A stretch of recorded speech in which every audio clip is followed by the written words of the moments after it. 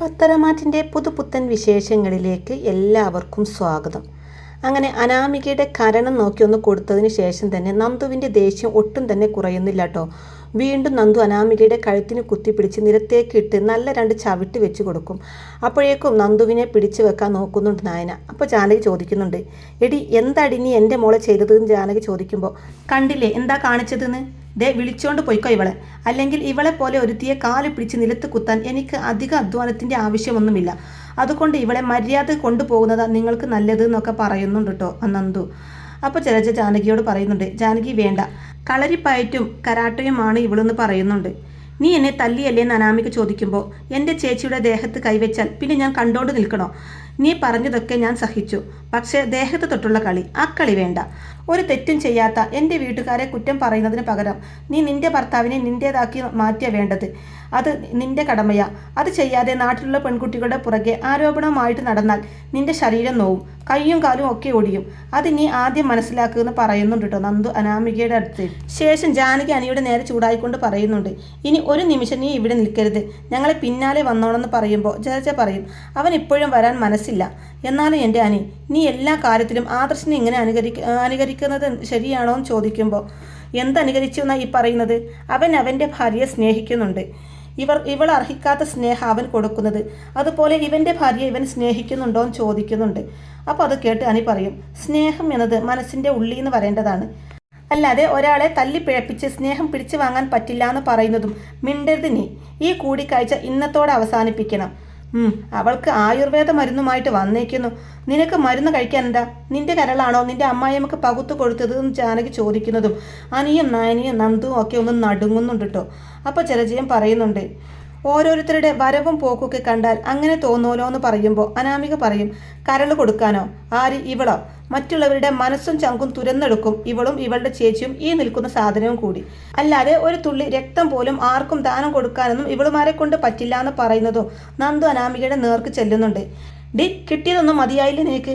Day, ഇത് എൻ്റെ വീടാ, നീ അധികം പ്രസംഗിക്കാൻ നിൽക്കണ്ട. നീ എന്നല്ല ആരും അധികം പ്രസംഗിക്കണ്ട നന്ദു പറയുന്നതും, നിന്റെ വീടാണെന്ന് പറയണ്ട, ആദർശി എടുത്തു തന്ന വീടല്ലേ ഇത് എന്ന് ജലജ ചോദിക്കുന്നതും, ആയിക്കോട്ടെ, പക്ഷേ ഇവിടെ ഇപ്പോൾ ജീവിക്കുന്നത് ഞങ്ങളാ, അതുകൊണ്ട് ഇത് ഞങ്ങളുടെ വീടാണെന്ന് തന്നെ പറയുന്നുണ്ട് നന്ദു. പറഞ്ഞിട്ട് കാര്യമില്ല ജാനകി, എല്ലാം ആദർശും അവൻ്റെ മുത്തശ്ശനും മുത്തശ്ശിയും കൂടി വരുത്തി വെക്കുന്നതാ. അവിടെ പോയി ഇതേപ്പറ്റി നമ്മൾ പറഞ്ഞാൽ നമ്മളെ കുറ്റക്കാരാവും എന്നല്ലാതെ നമ്മളെ ന്യായീകരിക്കാൻ അവിടെ ആരുമില്ല എന്ന് ജലജ പറയുമ്പോൾ നയന പറയുന്നുണ്ട്, എനിക്കധികം ഒന്നും സംസാരിക്കാൻ വയ്യ, നിങ്ങളൊന്ന് പോവാൻ നോക്കുമെന്ന് നയന പറയുമ്പോൾ ജാനകി പറയുന്നുണ്ട്, ഇത് ഞാൻ അങ്ങനെ വെറുതെ വിടത്തില്ലടി. എൻ്റെ മരുമകളുടെ സ്ഥാനത്ത് ഇവളെ പ്രതിഷ്ഠിക്കാമെന്ന് നീ ചിന്തിക്കുന്നുണ്ടെങ്കിൽ എൻ്റെ വെള്ള പുതപ്പിച്ച് കിടത്തിയിട്ടേ അതുണ്ടാവൂ, അത് ഓർത്തോ എല്ലാവരും. തുടർന്ന് അനിയോടായിട്ട്, നീ എന്തിനാടാ ഇനി ഇവിടെ നിൽക്കുന്നത്, എന്ത് കാഴ്ച കാണാനാണെന്ന് ചോദിക്കുന്നതും ജലജ പറയും, അവളുമാരുടെ അച്ഛനും അമ്മയും ഇവിടെ ഇല്ലെന്നാ തോന്നുന്നത്, ഇനി അവരെ കൂടി കണ്ടിട്ട് വരാനായിരിക്കുമെന്ന് ജലജ പറയുന്നതും ജാനകി പറയും, അവർ വന്നു കഴിഞ്ഞാൽ അവരുടെ കരണത്തായിരിക്കും ഞാൻ രണ്ട് പൊട്ടിക്കുന്നതെന്ന് പറയുന്നതും നന്ദു പറയുന്നുണ്ട്, പൊട്ടിക്കുന്നതൊക്കെ കൊള്ളാം, പിന്നെ തിരിച്ചു കിട്ടുന്നതും കൂടി വാങ്ങിച്ചു കൊണ്ടുവേണം പോവാൻ എന്ന് പറയുന്നുണ്ട്. തുടർന്ന് നയന അനിയോട് പറയുന്നുണ്ട്, അനി നീ പൊയ്ക്കോ, ഒരു കാരണവശാലും ഇവിടെ നടന്ന ഒന്നും ആരും അറിയരുത്. അങ്ങനെ അവരവിടുന്ന് പോകുന്നതും അനിയും അവരുടെ പുറകെ തന്നെ പോകുന്നുണ്ട് കേട്ടോ. അവരവിടുന്ന് പോയതിനു ശേഷം നയനയെ അവിടെ പിടിച്ചിരുത്തുന്നുണ്ട് നന്ദു. എന്തിനാ മോളെ നീ ഇങ്ങനെ വയലൻ്റ് ആവുന്നത് നയന ചോദിക്കുമ്പോൾ, ചേച്ചി എന്താ ഈ പറയുന്നത്? ചേച്ചിയുടെ ഇപ്പോഴത്തെ അവസ്ഥ അവർക്ക് ആർക്കും അറിയില്ല, പക്ഷേ എനിക്കും അനിക്കും അതറിയാം. അപ്പോൾ പിന്നെ ഞാൻ പ്രതികരിച്ചു പോവില്ലേ? ഇനി ചേച്ചിക്ക് ഒരു കുഴപ്പമില്ലെങ്കിൽ പോലും എൻ്റെ ചേച്ചിയെ ആരെങ്കിലും പിടിച്ചു തള്ളിയാൽ ഞാൻ പിന്നെ നോക്കി നിൽക്കില്ല എന്ന് പറയുന്നുണ്ട് നന്ദു. നയന പറയുന്നുണ്ട്, ഇനി എന്തൊക്കെ നടക്കുന്നറിയില്ല, നീ തന്നെ അവനോട് പറയണം ഇനി ഇങ്ങോട്ട് വരരുത് എന്ന്, ഇനി നിങ്ങൾ തമ്മിൽ കാണരുത് എന്നും പറയുന്നുണ്ട്. നയനയുടെ മുഖത്തെ ക്ഷീണം കാണുമ്പോൾ നന്ദു ഡോക്ടറെ അടുത്ത് പോവാമെന്ന് പറഞ്ഞ് വിളിക്കുമ്പോൾ, എനിക്കൊരു കുഴപ്പവുമില്ല, മുറിവൊക്കെ കരിഞ്ഞതല്ലേ, അതുകൊണ്ട് പ്രശ്നമൊന്നുമില്ല എന്ന് പറയുന്നുണ്ട് നയന. അപ്പോഴേക്കും ഇവർ വീട്ടിലെത്തി. ജാനകിയും ജലജയും അനാമികയൊക്കെ വീട്ടിലെത്തി ദേവയാനിയുടെ അടുത്ത് വിവരങ്ങളൊക്കെ പറയുന്നുണ്ട്. തുടർന്ന് അനാമിക പറയുന്നുണ്ട്, എൻ്റെ വീട്ടിൽ ഈ വിവരം വിളിച്ചു പറഞ്ഞാൽ പിന്നെ എനിക്ക് ഇങ്ങോട്ടൊരു തിരിച്ചു വരവുണ്ടാകില്ല വല്യമ്മേ, അത്രയും മനസ്സ് നൊന്താ ഞാൻ ഇവിടെ നിൽക്കുന്നത്. വീട്ടിലേക്ക് വിളിക്കാൻ തുടങ്ങിയ എന്നെ അമ്മയാ തടഞ്ഞത്, അല്ലെങ്കിൽ അവിടുന്ന് ഇറങ്ങിക്കഴിഞ്ഞപ്പോൾ തന്നെ എൻ്റെ അച്ഛനും അമ്മയും വന്ന് എന്നെ കൂട്ടിക്കൊണ്ട് പോയേനെന്നൊക്കെ പറഞ്ഞ് കള്ളക്കണ്ണീരൊഴുക്കുമ്പോൾ ദേവയാനി പറയും, ദയവ് ചെയ്ത് മോള് വീട്ടിൽ വിളിച്ച് ഈ വിവരം പറയരുത് എന്ന് പറയുന്നതും, എനിക്ക് എൻ്റെ വീട്ടിൽ ഈ വിവരം വിളിച്ച് പറയാതിരിക്കാനൊന്നും പറ്റില്ല, എനിക്ക് എൻ്റെ അച്ഛനെയും അമ്മയെയും കാണണമെന്ന് തോന്നാമെന്ന് പറയുന്നുണ്ട് അനാമിക. അപ്പോഴേക്കും അനി അവിടേക്ക് വരുന്നുണ്ട് കേട്ടോ. നീ എന്താടാ അവൾ എൻ്റെ മോളെ തല്ലിയപ്പോൾ തടയാതിരുന്നത് ദേവയാനി ചോദിക്കുമ്പോൾ അതിൻ്റെ കാരണം ഇവൾ പറഞ്ഞില്ലേന്ന് അനി തിരിച്ചു ചോദിക്കുമ്പോൾ അതിന് എന്ത് കാരണമുണ്ടായാലും നീ അങ്ങനെ ചെയ്യരുതായിരുന്നു എന്ന് പറയുന്നുണ്ട് ജലജ. നയനിയും അവളുടെ അച്ഛനും അമ്മയും കൂടിയാ നിന്നെ അങ്ങോട്ടേക്ക് ക്ഷണിക്കുന്നത്. അത് മനസ്സിലാക്കിയ മോളെ അവളെ പിടിച്ച് തള്ളിയതിൽ ഒരു തെറ്റും ഞാൻ കാണുന്നില്ല എന്ന് ദേവയാനി പറയുന്നതും ഏട്ടത്തി വയ്യാതിരിക്കുക. നേരത്തെ ഏട്ടത്തിയുമായി ഹോസ്പിറ്റലിൽ പോയതറിയാലോ. അതുകൊണ്ടാണ് ഞാൻ ഏട്ടത്തിയെ കാണാൻ വേണ്ടി പോയത്.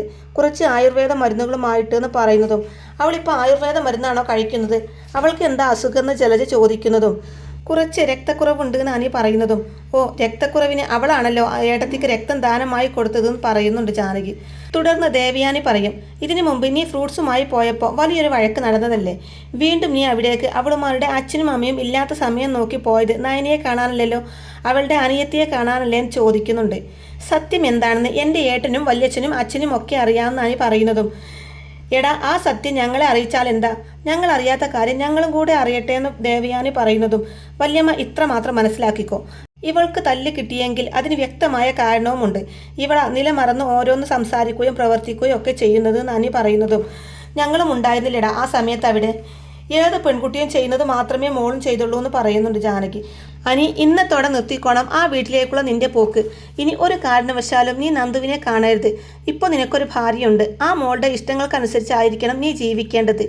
അനാമിക മോളുടെ നല്ലൊരു ഭർത്താവായിട്ട് എന്ന് പറയുന്നുണ്ട്. അപ്പോൾ ജലജ പറയും, ആദർശിനെ നയനെ മയക്കിയെടുത്തു, അതുകൊണ്ട് ഇപ്പോൾ അവന് ഏതു നേരവും ആ വീട്ടില. അത് പിന്നെ ആദർശ് നയനിയുടെ ഭർത്താവാണെന്ന് പറയാം. ഇവിടെ നിന്റെ ഏട്ടത്തിമാരുടെ വീട് മാത്രമാണത്. അവിടേക്ക് ആദർശ് പോകുന്നത് പോലെ നീ പോകേണ്ട കാര്യമില്ല എന്ന് പറയുന്നുണ്ട് ജലജയും. അപ്പോൾ ഇതൊക്കെ കേട്ട് അനി ഒന്നും മിണ്ടാതെ അവിടെ ഒന്ന് പോവാണ് കേട്ടോ. അപ്പോൾ അനാമിക പറയും, ദേ നോക്ക് അവൻ ഇഷ്ടപ്പെട്ടില്ല, എൻ്റെ ശരീരം മാസകലം വേദനയാ, കവിള് വീണ്ടും പാടായി, അവനെ കല്യാണം കഴിച്ചത് കൊണ്ട് ഇത്രയും ശിക്ഷ അനുഭവിക്കേണ്ടി വരുമെന്ന് ഞാൻ കരുതിയില്ല എന്ന് പറയുന്നുണ്ട് കേട്ടോ. അപ്പോൾ അത് കേട്ട് ജലജ അങ്ങനെ ചിന്തിക്കുന്നുണ്ട്, ഇവൾക്ക് 2 എണ്ണം കിട്ടണമെന്ന് ഞാൻ നേരത്തെ ആഗ്രഹിച്ചതാ, നല്ല തല്ലായിരുന്നു എന്ന് ഞാൻ ചിന്തിക്കുന്നുണ്ട് കേട്ടോ. അതിനുശേഷം അനി ആദർശിനെ വിളിച്ചിട്ട് പറയുന്നുണ്ട്, ഏട്ടാ എത്രയും പെട്ടെന്ന് ഏട്ടത്തിയുടെ വീട് വരെ ഒന്ന് ചെല്ലണം. എന്ത് പറ്റിയടാന്ന് ആദർശ് ചോദിക്കുമ്പോൾ ഏട്ടത്തി ഒന്ന് വീണു എന്ന് അനി പറയുന്നതും എടാ അവൾക്ക് എന്ത് പറ്റിയടാന്ന് ആദർശ് ടെൻഷനോടെ ചോദിക്കുമ്പോൾ ബാക്കിയൊക്കെ അവർ പറഞ്ഞോളും, പെട്ടെന്ന് ഏട്ടൻ അങ്ങോട്ട് ചെല്ല്, ഏട്ടത്തിയെ കൊണ്ട് ഹോസ്പിറ്റലിൽ പോകണമെങ്കിൽ കൊണ്ടുപോവുകയും വേണം എന്ന് പറയുമ്പോൾ ആദർശ് ഫോൺ കട്ട് ചെയ്ത് നേരെ നയനിയുടെ വീട്ടിലേക്ക് പോവാണ്. അപ്പോഴേക്കും ഇത് കേട്ട് അനാമിക അനിയുടെ അടുത്തേക്ക് വരുന്നുണ്ട് കേട്ടോ. ഓ അവളൊന്ന് വീണപ്പോഴേക്കും ഏട്ടനെ വിളിച്ചറിയിച്ചു, അവളുടെ വീഴ്ച അങ്ങേരെക്കാളും സഹിക്കാത്തത് നിനക്കാണല്ലോ.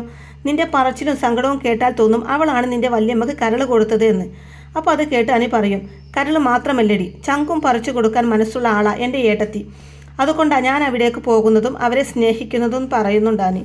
അപ്പോൾ നന്ദു എന്നോട് കാണിച്ചതൊക്കെ നീ മാറി നിന്ന് ആസ്വദിക്കായിരുന്നു അല്ലേ എന്ന് അനാമിക ചോദിക്കുമ്പോൾ നന്നായിട്ട് ആസ്വദിച്ചു, നന്ദു അത് ചെയ്തില്ലായിരുന്നെങ്കിൽ ഞാൻ നിന്നെ കഴുത്ത് ഞെരിച്ച് കൊന്നേനെന്ന് പറയുന്നതും അതും കേട്ട് ജാനകി തുള്ളിക്കൊണ്ട് അങ്ങോട്ടേക്ക് വന്നിട്ട് എടാ അനി മോളെ നോവിച്ചത് ഇനിയും നിനക്ക് മതിയായില്ലേന്ന് ചോദിക്കുമ്പോൾ നോവിക്കാനായിട്ട് ഇവൾ എന്തിനാ എൻ്റെ അടുത്തേക്ക് വരുന്നതെന്ന് തിരിച്ചു ചോദിക്കുന്നുണ്ട് അനി.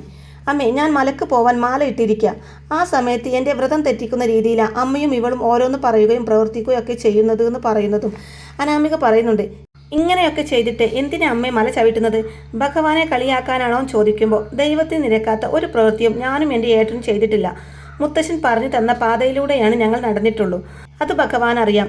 അപ്പോൾ ജാനകി പറയും, അങ്ങനെയായിരുന്നു നീയൊക്കെ ജീവിച്ചിരുന്നത്.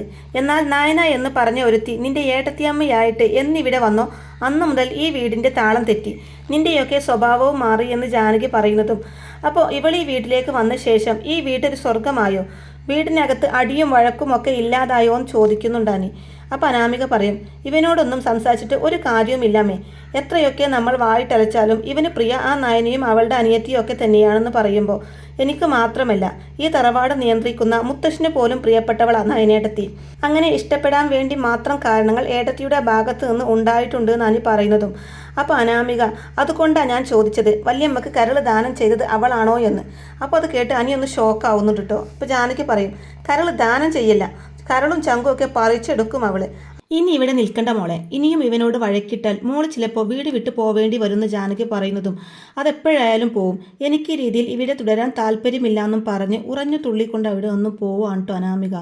തുടർന്ന് ജാനകി അനിയോടായിട്ട് സന്തോഷമായടാ നിനക്ക്, അവൾ വീട് വിട്ടു പോവാൻ നീ പ്രാർത്ഥിക്കുകയാണല്ലേ എന്ന് ചോദിക്കുമ്പോൾ ഇങ്ങനെ ഒരുത്തി ഈ വീട്ടിൽ ഇല്ലാത്തതാണ് അമ്മേ നല്ലത്. ഏടത്തിയെ പിടിച്ച് തള്ളിയ ശേഷം എനിക്ക് അവളോടുള്ള ദേഷ്യം കൂടിയിട്ടേ ഉള്ളൂ എന്ന് പറയുമ്പോൾ അപ്പോൾ നിന്റെ ഭാര്യയ്ക്ക് തല്ലിക്കൊണ്ടതിൽ നിനക്ക് ഒരു വിഷമവും ഇല്ലേ എന്ന് ചോദിക്കുമ്പോൾ അവൾ തല്ല് ഇരന്ന് വാങ്ങിയതാണ് നാനി പറയുന്നതും മുടിഞ്ഞു പോവേടാ. നയന എന്ന് പറയുന്നവൾ വീടിനകത്ത് അന്തചിത്രം ഉണ്ടാക്കുന്നതിൽ അവൾ നശിച്ചു പോകുമെന്ന് പറയുന്നുണ്ട് ജാനകി. അപ്പോഴേക്കും ഇവിടെ ആദർശ് നയനയുടെ വീട്ടിലേക്ക് എത്തുന്നുണ്ട്. എന്താ മോളെ, എന്താ പറ്റിയത് എന്ന് ആദർശ് നന്ദുവിനോടായിട്ട് ചോദിക്കുമ്പോൾ അനി ഒന്നും പറഞ്ഞില്ലേ എന്ന് നന്ദു തിരിച്ചു ചോദിക്കുമ്പോൾ ഇല്ല, എന്നെ വിളിച്ചിട്ട് പെട്ടെന്ന് ഇവിടേക്ക് വരാനാ പറഞ്ഞത്. നയന വീണെന്നും പറഞ്ഞു. അവൾക്ക് എന്താ പറ്റിയത്? കാര്യമായിട്ട് എന്തെങ്കിലും പറ്റിയോ? അച്ഛനും അമ്മയൊക്കെ ഇവിടെ? അവരവളെയും കൊണ്ട് ഹോസ്പിറ്റലിലോ മറ്റോ പോയതാണോ എന്നൊക്കെ ഒറ്റ ശ്വാസത്തിൽ ചോദിക്കുന്നതും അല്ല ആദർശേട്ടാ, ചേച്ചി അകത്തുണ്ട് എന്ന് പറയുന്നുണ്ട്. അവൾ എങ്ങനെയാ വീണത്? അവൾക്ക് എന്താ സംഭവിച്ചതെന്ന് വീണ്ടും ചോദിക്കുമ്പോൾ ഏട്ടനാകെ അപ്സെറ്റാ. അകത്ത് ചെന്ന് ചേച്ചിയെ ഒന്ന് കാണ്, കാര്യങ്ങളൊക്കെ പറയാമെന്ന് പറയുമ്പോൾ ആദർശ് നയനയുടെ അടുത്തേക്ക് പോവാണ്. എന്താ പറ്റിയതെന്ന് ചോദിക്കുമ്പോൾ ഒന്നും പറ്റിയില്ല ആദർശേട്ടൻ, ദയവ് ചെയ്ത് ഇനി അനിയോട് ഇങ്ങോട്ടേക്ക് വരരുതെന്ന് പറയണം.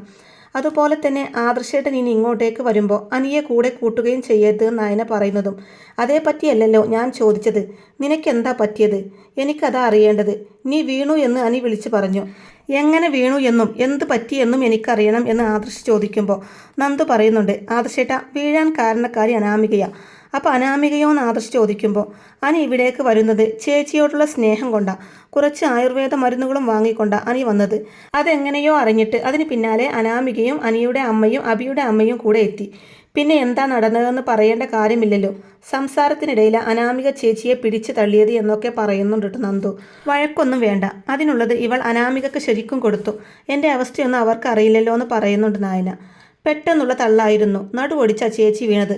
അത് കണ്ട് സഹിക്കാൻ വയ്യാതെയാ ഞാൻ പ്രതികരിച്ചത് നന്ദു പറയുന്നതും അവൾക്ക് അത്യാവശ്യത്തിന് കൊടുത്തല്ലോ അല്ലേ എന്ന് ആദർശ് ചോദിക്കുമ്പോൾ അപ്പോഴത്തെ ദേഷ്യത്തിന് ഞാൻ നല്ല രീതിയിൽ കൊടുത്തു.